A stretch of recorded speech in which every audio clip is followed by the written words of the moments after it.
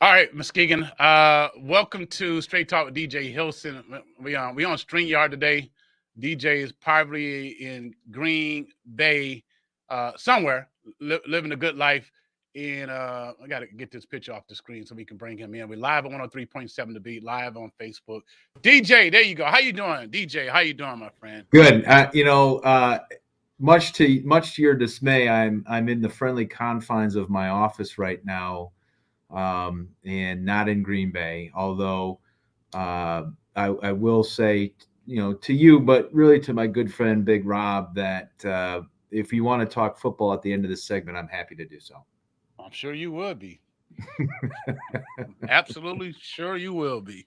Would be all your team. Catholic won over the weekend. Notre Dame won over the weekend. Green Bay won over the weekend. You know, I'm sure you will be. Before we get started with some serious stuff, I gotta let's we gotta discuss this this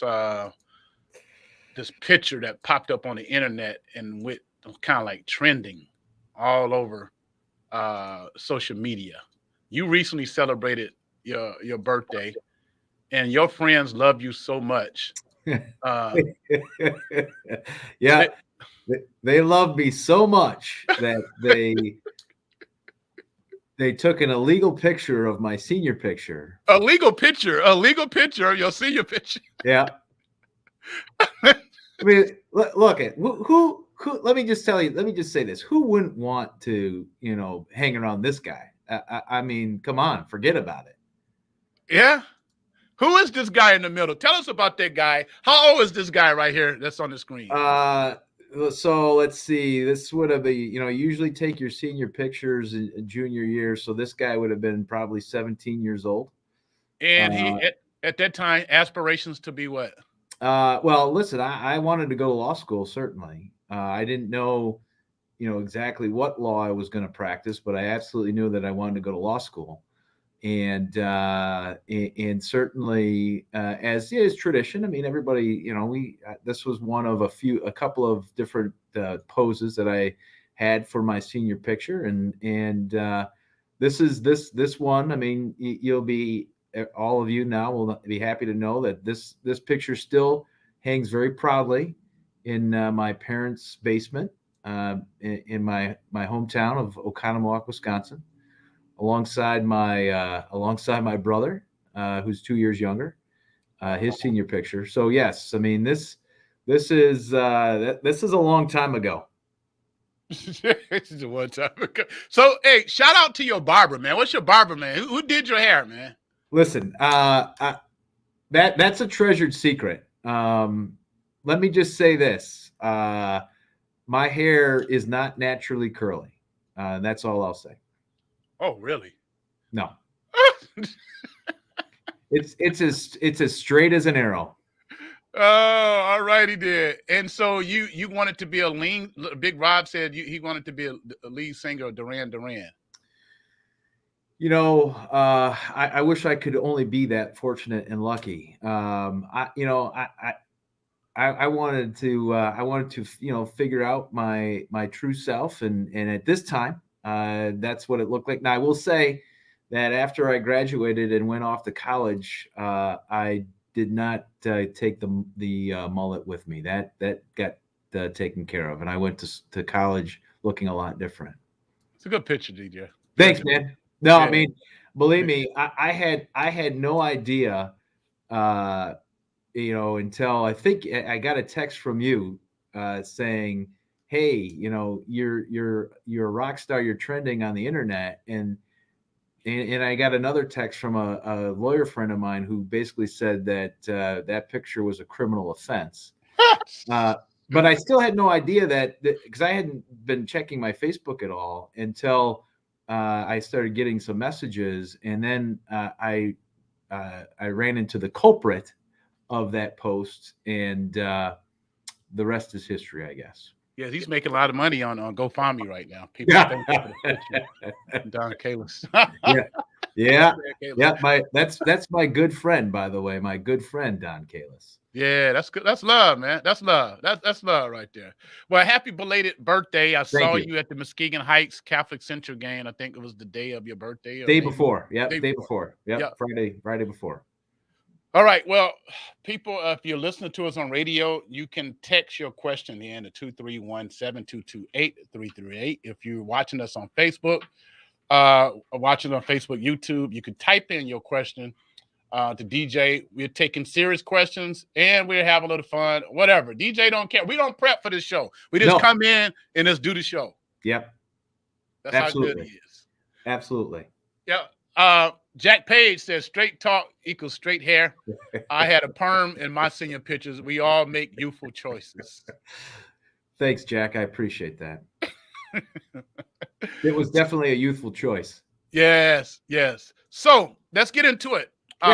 Homicide last week. A 60-plus-year-old man from Grand Rapids was gunned down here in the city of Muskegon. Unfortunately, any progress in that case? I haven't had an opportunity to meet with detectives and see where they are on that yet. In fact, I'm in the middle of prepping for my own homicide trial, which starts next week. So I've been kind of knee deep in that. But I will say that I personally, I received at least a couple of tips, which I was able to pass on to investigators. So there's some folks out there that are trying to provide some information. But overall, the initial report that I received is again, no real witnesses and no real information. And so, as we've done on this program in the past, I ask people to kind of reach deep down and if they have information, to please pass it along to law enforcement or, directly to me in whatever form, whether it be instant message or just a message here at the office, because certainly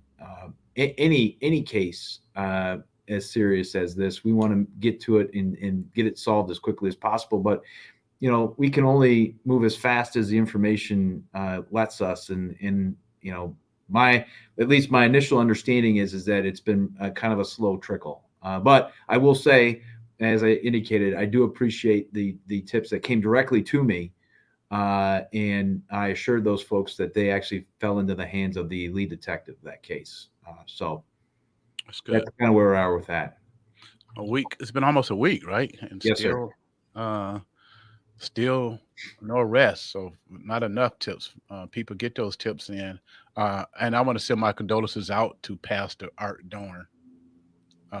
Who this is one of his relatives. I believe it is his brother, if not a close relative of Pastor Art Dorn. So, and Prince Dorn, who interned here a long time ago, as part of our mentorship program. It's one of his uncles. So, anyway, any other homicides? So you got a case that you're going to be, I guess, leading. Going to trial. Which case is that? So this case is from 2019. It is the stabbing death that happened at Bayview Towers. It had been late June of 2019. The defendant is Pamela Harvey, and so yeah, I'm in the final kind of stages of my prep for that, and that case starts next Tuesday in Judge Hicks' courtroom.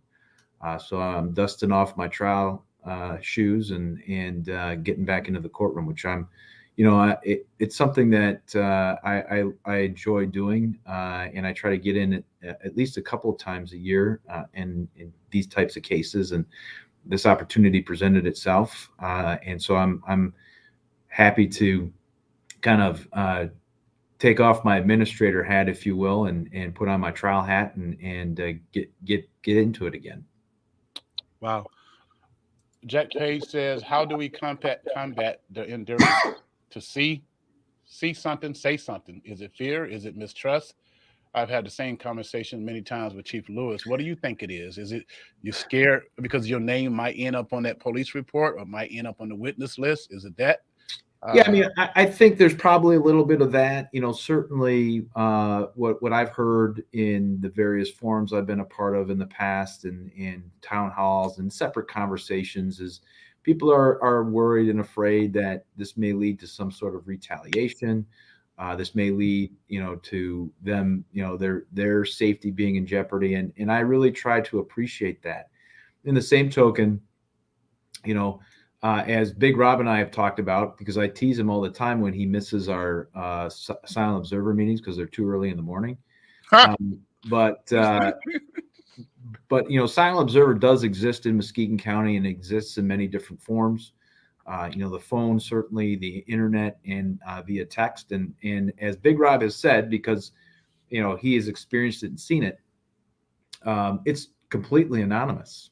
And your identity is not made known. And what we care about is the information. Because sometimes information leads to those who will be, excuse me, that witness in court. I've said this every time this question gets asked, is that there's more of us, there's more those who are concerned about, the safety and the peace and the quiet in their neighborhoods than there are of the folks that are trying to disrupt that. And so if we stand together and band together, we are far stronger than I think a lot of people realize. And I've always said, and I will continue to maintain, that for those that do have that courage and are willing to do what's right, they will have not only a prosecutor, but an entire prosecutor's office standing right next to them. And we will do everything in our power to make sure that your safety and your peace and your quiet are not violated. DJ, there is some people within the Black community that feel like crimes get solved quicker out in the suburbs than they do in the inner city. Can you talk about that? Like, I'm just throwing the line. I'm just telling you how people feel. Sure. I know what you guys do, but I want you to kind of like address this. Do y'all treat all crimes the same? Do y'all work? Absolutely. There are no racial dividing lines when it comes to solving crime. I mean, let me just use as an example. For example, the Jessica Herringa case and the Rebecca Bletch case, those went unsolved for years. And it was only really what broke all that open was the attempted abduction of that 16-year-old girl. And had that not happened, and had she not been able to identify who her abductor was, those cases would still remain unsolved. And those are two white women. And so, I know it's been a while since we've talked about, some of the shootings that had happened earlier this year. But I can tell you that those cases, there hasn't been a single one of those that has not, the investigators have not stopped investigating. In fact, we've made a lot of really what I would consider to be significant progress in a lot of those. Some of it is related to, some folks coming forward, after being under investigative subpoena and committing perjury and now wanting to correct that mistake. A lot of it has to do with a lot of the outside investigations we do as it relates to cell phones and forensics, and all that takes time. But, the last conversation I had with the assistant in my office that's been kind of spearheading that is that they were going to need another 30 days. And I think by the end of this month, we're going to sit down and we're going to walk through every single one of them. And I'm prepared to be pretty aggressive and make some significant charging decisions. And so, although you don't see it in the media, and there's a lot of good reasons why you don't, those cases have not been put on the bookshelf and left unsolved. A lot of those cases have had some significant progress made. And certainly, in my opinion, we've arrested some of the players on ancillary or not necessarily direct homicide charges, but incident type charges. And they've been sitting down in our county jail for a period of time here. So, again, like me, none of those guys and gals that are investigating these cases like to see things go unsolved. In fact, it's very frustrating because they're you got to understand that a detective's sense of accomplishment is to solve a case or put it in a position where the prosecutor can make charging decisions, and we're getting close. And like I said, I'm anticipating a lengthy discussion at the end of this month as to where we're at, and I would not be surprised walking out of that meeting with making some charging decisions, including homicide charges. Multiple. Yes. Good. I can think of quite a few cases, DJ, just being in the media for the past 20 years. A kid riding a bike in Muskegon Heights, shot and gunned down at nighttime. That case has been solved. The Wilmer Martin case that occurred a few blocks from the county building, um, downtown, like those cases, like, and it is more. I talked to you off the air about Tarfreda Covington case, Mhm. the rape that occurred of this young girl who was at the bus stop. We have this Ware girl, long time ago, 2 decades ago, that was found dead in Muskegon Heights. It seemed to be a multiple cases, and it seems to be more black cases than anyone. I'm not blaming you at all. I just want to know, do the same kind of energy goes into black cases as like they did with this national hunt for this guy that killed his girlfriend on a trip. You know, Yeah, the yeah. I same mean, type of energy. again, Paul, the more recent cases that have happened this year, the shooting on US 31, the murders, both in the city of Muskegon Heights, all African American victims.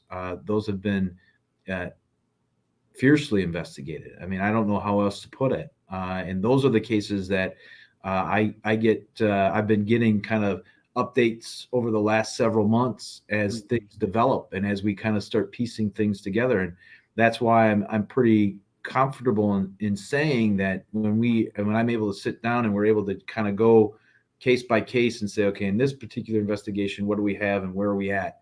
That we're going to be in a position to make some charging decisions on those case specifics. It's unfortunate that across the nation there are several cities that have many more unsolved cases than Muskegon, and that doesn't make it any right or any wrong. Right. But again, investigations are information driven, and that's the key.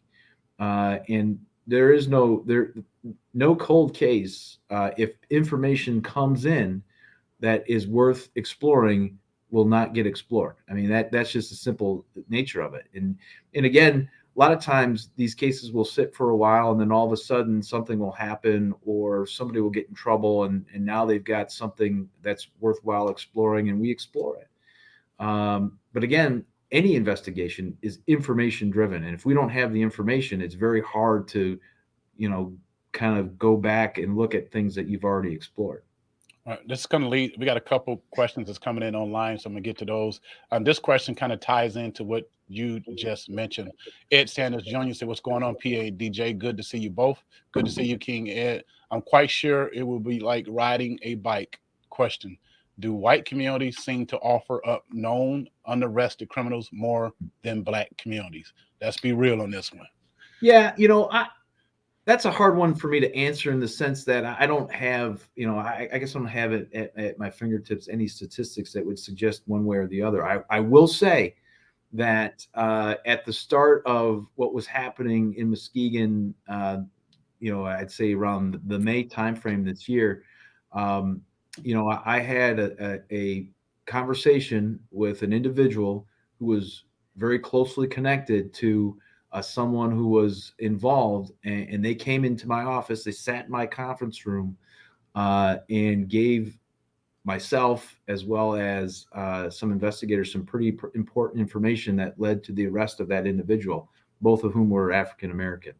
And like I said, I receive on occasion, again, after this most recent homicide that happened in the city of Muskegon, I received a direct connect of information from an African American individual who had what I thought was some pretty important information, which I did pass along to the detectives, and they acknowledged they received. And so, I would like to think that I guess my experience has been that I think certainly the African American community, when something like this happens, probably has more information than the white community would. it's just a matter of understanding that how we can use that information to help push that investigation in the right direction. You know, I understand why people don't want to come to the county building, don't maybe necessarily want to sit down and talk to me about it, but my door is always open, and I try to make myself available, even coming outside the building and going somewhere else to gather that information. It's really that critical and that important, and certainly. You know, Eddie, with guys like you, and certainly PA and Big Rob, who maybe the community has more comfort talking to, I trust that the information you receive and that you may pass along to me is like getting it firsthand. So, I mean, again, you know, it's a matter of who they want to talk to and who they can trust. But I appreciate the folks that have worked with me and know me and understand where my head is and where my philosophies are. That for me, it's not about necessarily who's giving the information. It's about what that information is and how it can really push the ball forward so that we can bring some justice to those families that have lost people in a very tragic way. Right. This next question is coming from William Kitchen. He said, "Do you believe that there is systematic racism with how police engage the Black community from the white community, or at minimum, some profiling and prejudice?" Prejudice. You know, do I? You know, certainly. I think the unfortunate incidents of George Floyd and some of the others that happened after that really highlighted for a lot of people in the law enforcement community the need to really do deep dives into policies and procedures, into personnel, and really get an understanding of how their officers are engaged with the community. You know, and I know I've mentioned this a couple of times. I'm part of a mini group of elected prosecutors across the state. In fact, I'm the vice chair of our what we're calling our police group, and we spent all of last spring and summer talking to a lot of different people, from law enforcement to formerly incarcerated to wrongfully accused, to ministers and other special interest groups around this issue, so that we could formulate from our statewide organization our own recommendations to the legislature as to how to properly address this. I really think there is some room for improvement here. And you know, in talking with a lot of our local law enforcement leaders, they understand and see that as well. Nobody really is walking away from all of this saying, yeah, you know what, that may be true there, but it's not true here. I think everybody is keeping an open mind about what we need to do in order to make sure that everybody is fairly represented, that everybody is getting a fair shake, and you know, just like anything else, you know, trying to understand where it went wrong from a historical perspective and look towards how we can make that right for the future.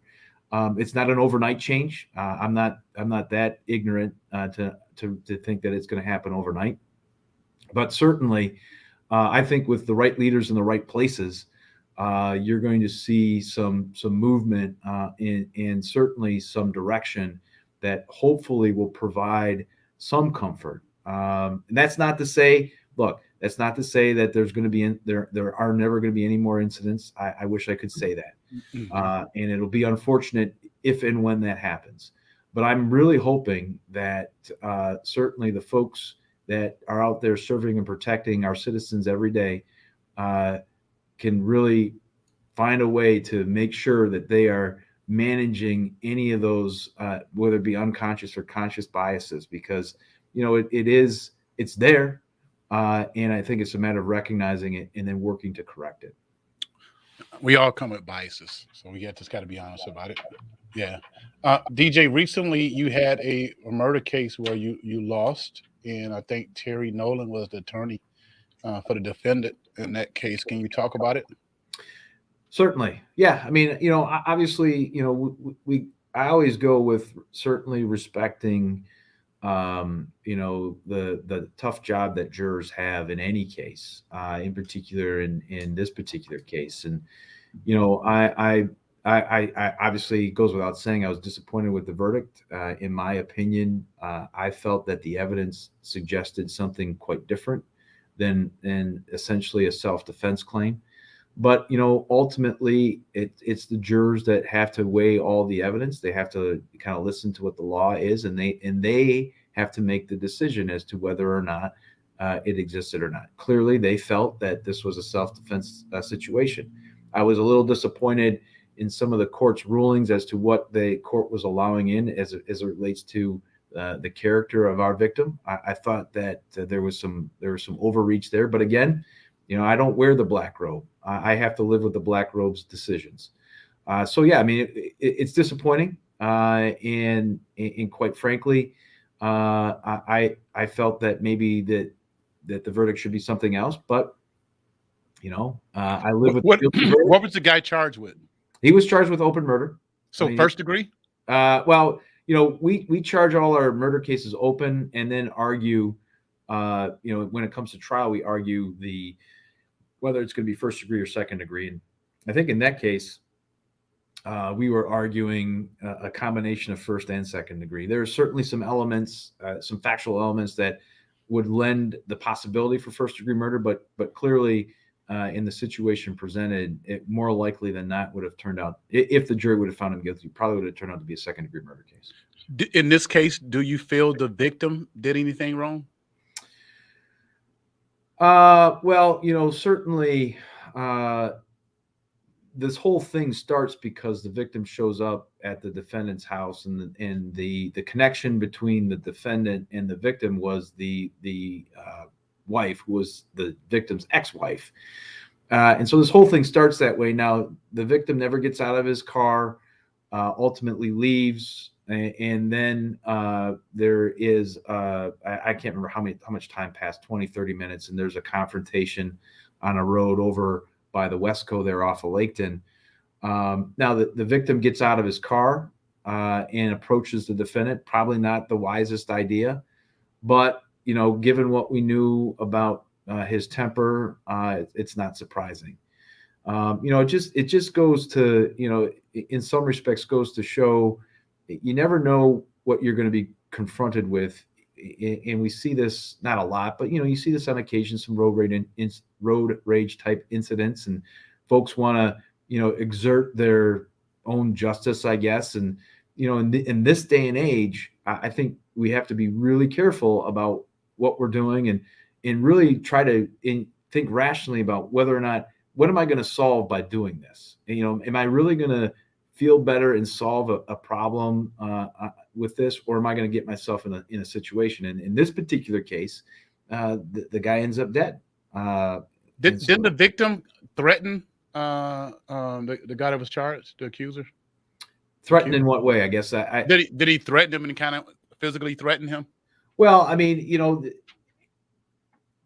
I guess if you count the approach of the vehicle as a threat, the problem I had with that whole circumstance was that it wasn't that the victim went and sought the defendant out. The defendant actually went and sought the victim out and created the situation that caused the victim to get out of his car. So certainly if it's the reverse and the victim is chasing the defendant around and the defendant feels threatened, okay, maybe there's a different there's a different outcome there. But in this particular instance, the victim had already left the area and was driving in a different area when he was confronted by the defendant. So here's a question, and then we got some online question. If someone say to DJ or say to me, I'm going to kill you, next time I see you, you're a dead man, what am I supposed to do? Not run into that person. I mean, eventually you're probably going to run into each other. So how should we handle situations where somebody said they're going to kill you? Well, I mean, the simplest answer is to call the police, make a police report, and do it that way. I can't sit here and start advocating about how far you go when it's self-defense, because every situation is unique. Mm-hmm. And I will not go on record talking about what constitutes self-defense and what doesn't constitute self-defense, because ultimately I don't want somebody saying, well, the prosecutor said, because every situation is unique. All I can tell you is that you need to do your best not to put yourself in that situation. And ultimately, if it's a consistent and constant threat, you need to get law enforcement involved and let law enforcement take care of that issue for you. But you do have a right to stand your ground, right? In the state of There, Michigan. absolutely, you have a right to stand your ground. You have to be in a situation where, essentially death or great bodily harm is imminent. But again, the circumstances dictate that, and there isn't one set of circumstances that allows it versus another that doesn't. It all depends on what's happening, and that's how we evaluate cases that involve potential self-defense claims. Now, police pull me over, and I say to the police, "I'm going to kill you." What do you think is going to happen? Well, I would hope that nothing other than I don't show a gun. I'm saying I'm going to kill you. Well, listen, I could tell you, Paul, in a lot of different cases, usually it involves somebody who's intoxicated. Police get told that all the time, and they get told other very nasty things about their wives, girlfriends, and children.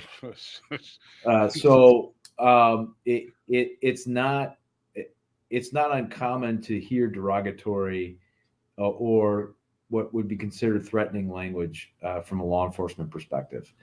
Those words coupled by certainly those words coupled by the display of a weapon of some kind, probably a bad choice. But words alone really are words. Just like somebody's coming up and saying, "I'm going to fight you" or "I'm going to punch you," that's not an assault. That's not a battery. Those are words. There has to be some action attached to that other than just the words themselves. All right. Going on. We got some line question. Jack Pace. He said, "Promise my last." You okay, Jack? This is not just my conversation with DJ Hilson. It's the community conversation with DJ Hilson. Can you speak to the investigation and charges stemming from the death of prisoners at the Muskegon County Jail? I always felt that the measure of a great society isn't how it treats its best citizens, is how it treats the worst, those in bad situations. Yeah. I wish I could, but I'm not involved in any of that. The Attorney General's office is, and so I have no information because the Attorney General's office handled all the investigation and all the charging decisions, and so I'm really just a spectator on the sideline on those issues. So you recused yourself? I was conflicted off, actually. I was conflicted off of those cases, and the Attorney General's office took them. So why was you conflicted out? Well, I would imagine because of my relationship with the sheriff, and in order to make sure that there was a objective, I guess, set of eyes looking at all that, it was just easier for them to deal it. And again, when I'm ordered off, I'm ordered off. There's not much I can do about that. Right. DJ, if you don't mind, I want to go back to the self-defense because this is an important topic with a lot of threats on social media. I'm sure you're getting it. And we just want to know what the law states about self-defense and where that line is at. And we've seen so many cases where people might have a PPO against someone, but that still don't stop them from showing up at your house. Don't stop them from pulling up at the gas station, at a bank. Saw a lady, unfortunately, in Orlando, ex-husband, going through divorce, showed up at her job while she was trying to get into the bank at her job early in the morning, and pretty much executed her. She had a PPO. I believe she had a PPO against her. He had told her he was going to kill her when he see her, and he did that. So just your perspective, what the law states about self-defense. Well, again, the way that the law reads is that if in fact you feel that you are that there's a threat against you as it relates to either great bodily harm or death, the law allows you to use self-defense, and ultimately, it becomes basically the law says, from a reasonable, objective perspective, do the circumstances dictate that a reasonable person would have felt that their life was in jeopardy of either great bodily harm or death. And that's why it's very difficult to really answer, I guess, answer with direct facts and circumstances, because every situation is going to be different. There's going to be different nuances, different twists and different turns, different circumstances that we're going to be required to look at. But essentially, in a nutshell, that's kind of how the jury instruction reads. So that if the judge is going to allow a self-defense in a case, in a nutshell, that's kind of what the jury instruction says. All right. Cool. I'm gonna talk about drug use here in Muskegon. Where are we at? Are things getting better? Well, your question is quite timely. I this morning I had our quarterly we met operations meeting, and so that's a meeting with the operations board, which is includes Muskegon, Ottawa, and Allegan counties, and we meet once a quarter. And just kind of go over the activity in our various areas, and what's always surprising is to see what the trend is, as far as, what are the drug teams seizing more of this particular quarter as compared to the last quarter. And, it's of no surprise that we're seeing more cocaine actually in Muskegon County, and we're seeing more, it was cocaine and meth, if I'm not mistaken. What they didn't seize this last quarter, so the quarter is July through September, is heroin. In fact, there were no seizures of heroin. Wow. At all for the quarter. So that's a 3-month time period, which I questioned. I said, is that true? I mean, knowing that the answer was yes, but I was surprised. And so the trend seems to be going back towards cocaine, and not so much crack cocaine as powder. I mean, more powder than crack. And meth still seems to be an issue. So those are at least from last quarter, that seems to be the trend for Muskegon County. I can't say whether or not we've seen a huge increase in those types of cases. I will say, at least from my casual observance, that it seems like we've got more meth cases rolling right now in the office than we have in a while. So it seems to suggest that what our drug team is seeing is accurate. And so, it's just interesting to me how we see these trends happening. And I appreciate being able to meet with this group once a quarter just to kind of see where we're at. But like I said, we just had that meeting this morning at 10 o'clock. Wow. Now, I don't know if you heard this term, trap house. You ever heard the term trap house? Trap house, yeah, where you keep all your drugs, yeah. Yeah. So are there still a lot of trap houses out here? I think that the concept of a trap house still exists. I'm not sure how prevalent, but certainly some recent activity by our drug team I think it was the Muskegon Heights area, if I'm not mistaken, seemed to suggest that the house they were at was sort of a stash house, if you will. What's interesting too is what we're seeing also is a lot of females getting involved in that activity.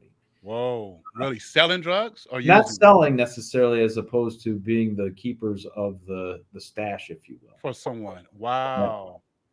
And so that seems to be a trend that's rearing its ugly head, which is unfortunate. Doing it for the boyfriend or doing it for family members or? Yep. Wow. 231-722-8338. You can text your question to DJ, or you can log in on our Facebook page and ask your question to DJ. Was there anything that I could keep rolling these questions out. So we only got 19 minutes left.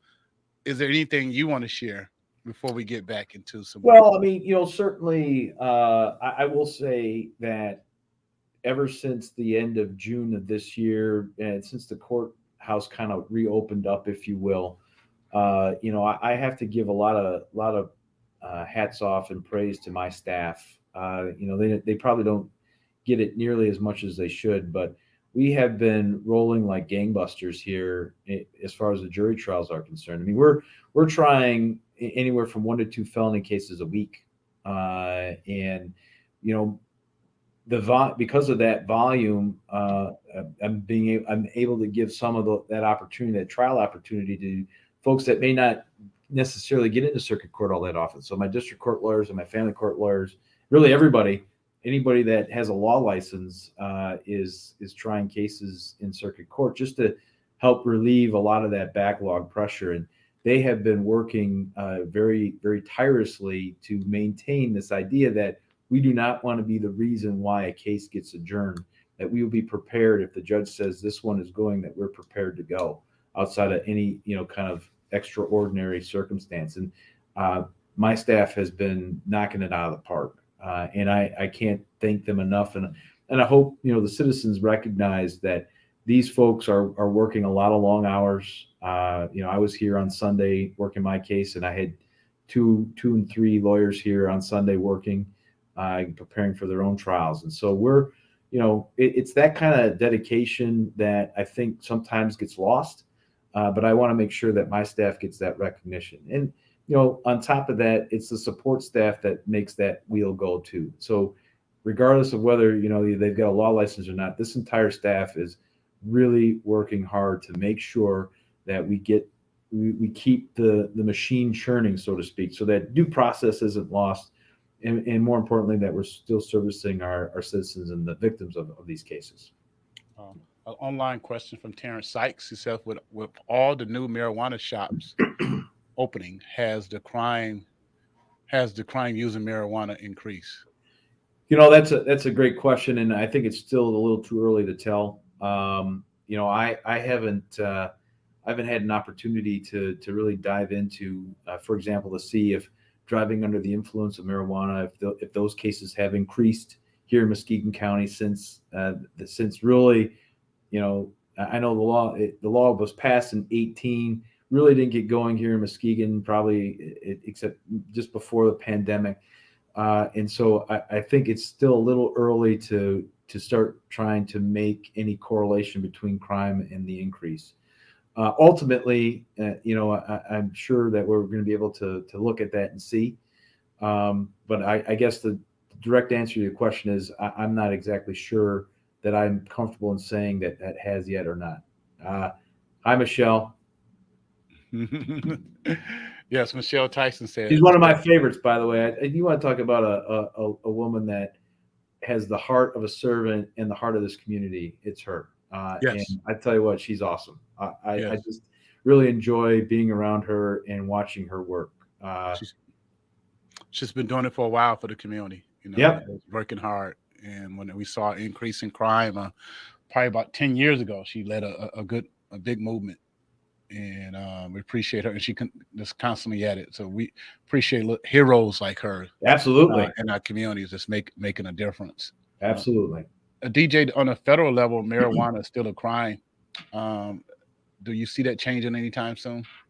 I hear little rumors and murmurs every once in a while that someone at the federal level is introducing legislation to make it legal, and then it, they get arguing about other stuff, and I think that gets lost in the shuffle. So, their focus seems to be on making sure the national economy doesn't, go down in flames right now.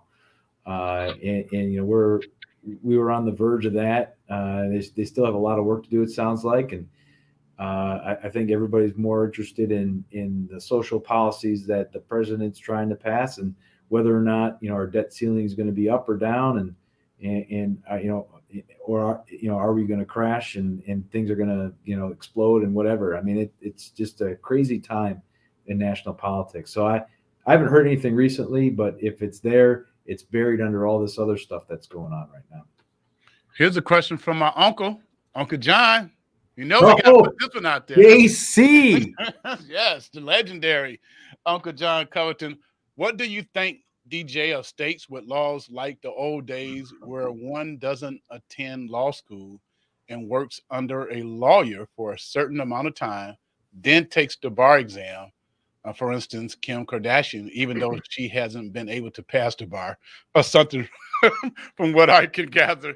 I didn't know you could do that. So that's a great question. What do you think about that? And you Yeah, save money on student loan fees too. yeah, I don't like it. I don't like it at all because one thing that law school I think really does a nice job of teaching you is really the basic concepts. It really gets you into, so for example, the area of contracts, the area of torts, which is civil law. Certainly, there's a lot of criminal law that needs to be studied, and it gives you that opportunity to really learn as well as read the important Supreme Court precedent cases that have established a lot of the rule of law that we have today. You can't, you certainly, if you spend a couple of years with a lawyer, you're going to see whatever that lawyer is practicing, but you're not going to get those nuances that the bar.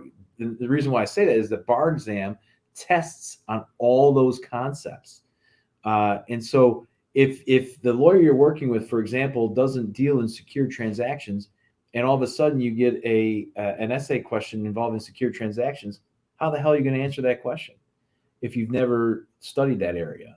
Or if you're working for a criminal defense lawyer, how are you going to answer the contracts question? Are you going to answer the property question? How are you going to answer the torts question?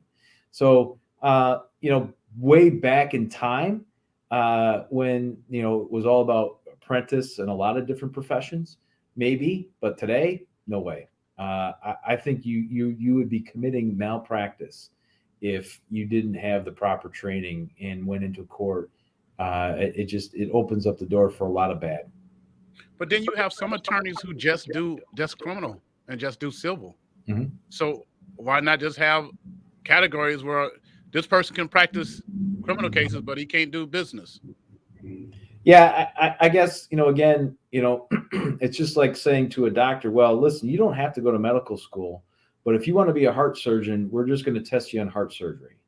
And then trust that that's how that doctor. You got to say that. You in the bar association. I forgot. You got to say this. I don't know. I'm part of the union. Listen, the only connection to the bar association I have is I pay dues every year. That's it. I mean, they get my money. Y'all advocate for each other. I'm not advocating for them. Y'all advocate for each other.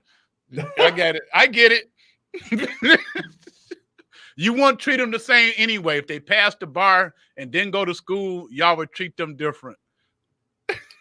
Well, look, I mean, I just think it's a bad idea. It opens up a lot of, it opens up the possibility for a lot of bad things to happen and people to get financially or physically hurt as a result. And I don't like it. I feel you. What about clerks though? How far do clerks go in their education? Well, I mean, clerks are paralegals. Paralegal is kind of like a nurse in a doctor's office. Able to, they're taught, how to research, and they're taught some basic concepts, and so they're able to really help, draft certain things or prepare legal memos that a lawyer may take and maybe expand upon. And so it's a way to be really connected to the legal field, and not have to go to court, certainly not have to go to law school for 3 years, and still be and still kind of be very connected to that. So obviously, if law school isn't your forte, but you're interested in law, looking into a paralegal program will put you right in the heart of it, and ultimately save you some money for sure. Do you have clerks that write for you? You talk like I've got this huge budget that I get every year, and I get to I do a lot of my own research. My staff does. I've got a great appellate lawyer who is super smart, and if I run into a pickle, she's very helpful, and she helps all of our staff here. She's my legal encyclopedia, but I do a lot of my own research. And because I think it's important, again, it keeps me sharp on various legal issues, but ultimately I don't have the staff to delegate because they got all their own stuff to do. And so I just got to roll up my sleeves and do it. Wow. Crime is down.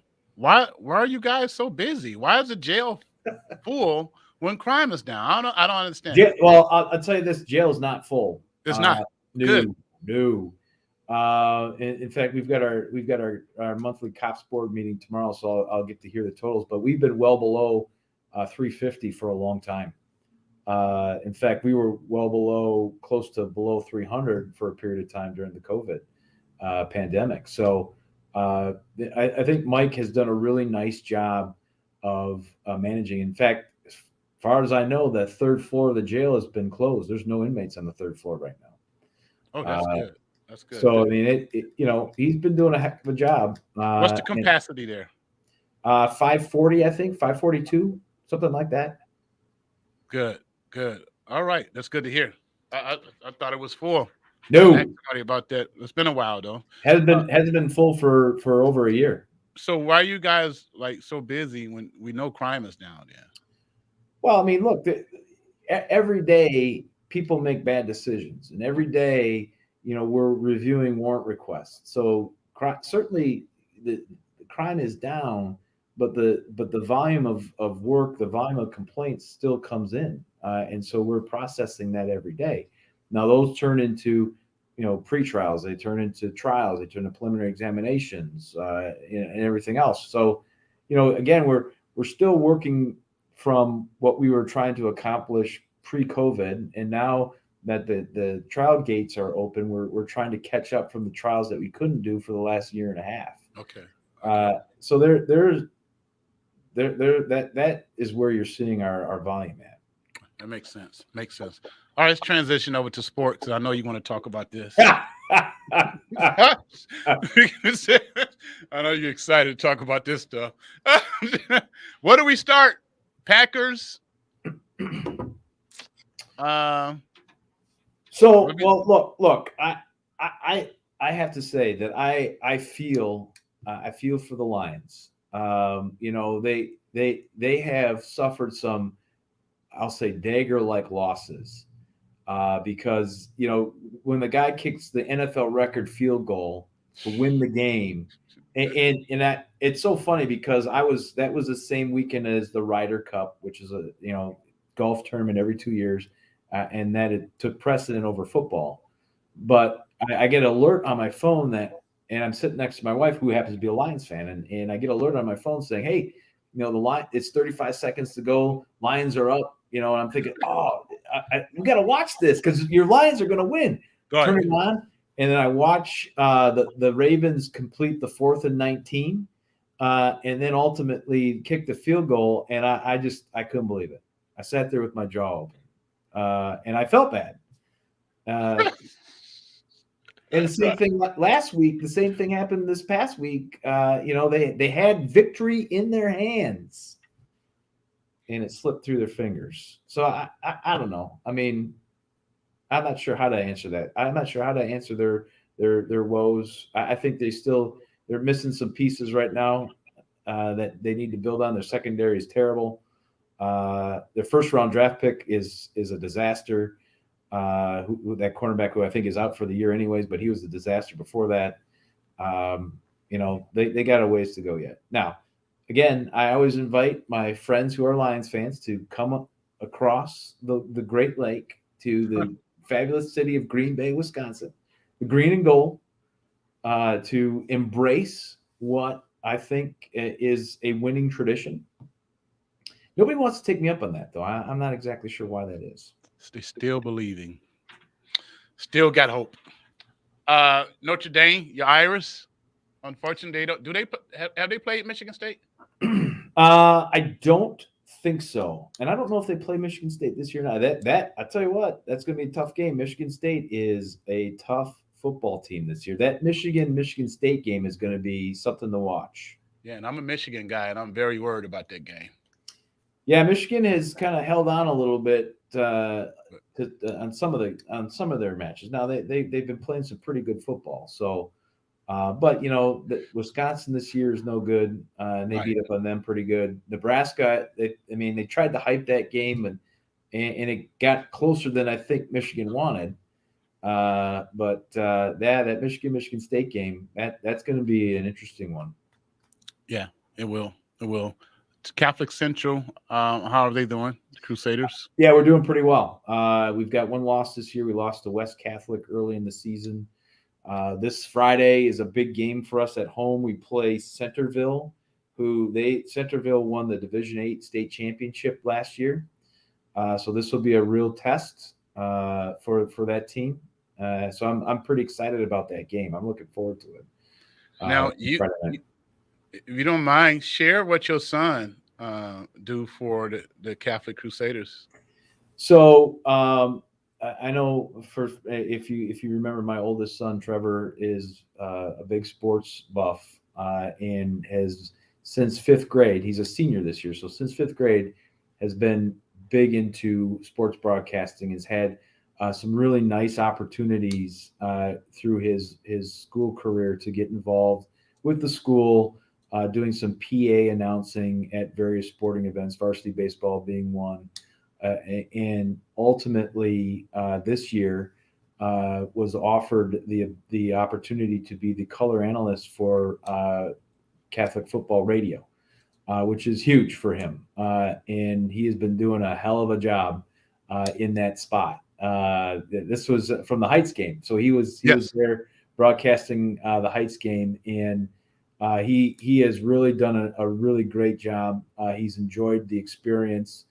He'll transition from football to, I think, Spring Lake Grand Haven basketball in the winter. That radio station does that. So he'll be doing the same kind of thing for basketball this winter. And that's kind of where it started last winter. He got that opportunity and even got to work behind the scenes. So he was doing a lot of the production stuff.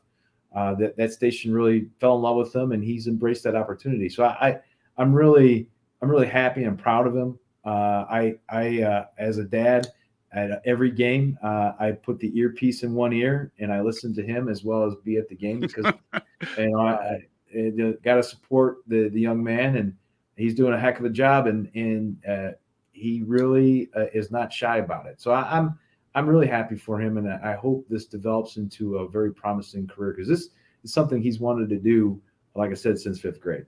I mean, he's in high school and he's doing the play-by-play or color for his high school football team. That is amazing. And when I saw him, he was there by himself. Yeah. That's definitely amazing.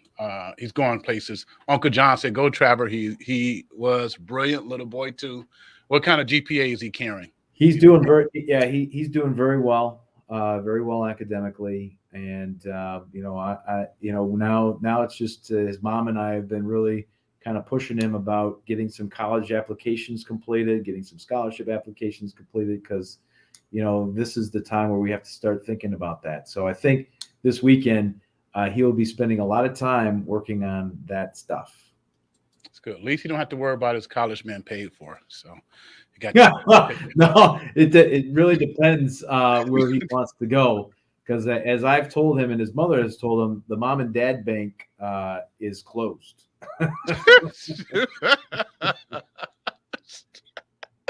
All right, DJ. Thank you, man. You're welcome. Thank you, Paul, and everybody out there. As much as I love being in the studio, I do appreciate this format every once in a while. It does. I always get nervous because every time I'm in the studio, nobody calls in. But this way, we do get some great questions, and I appreciate that very much. I'm happy to be here and answer as best as I can. All right, DJ, man. Have a blessed day. Take care.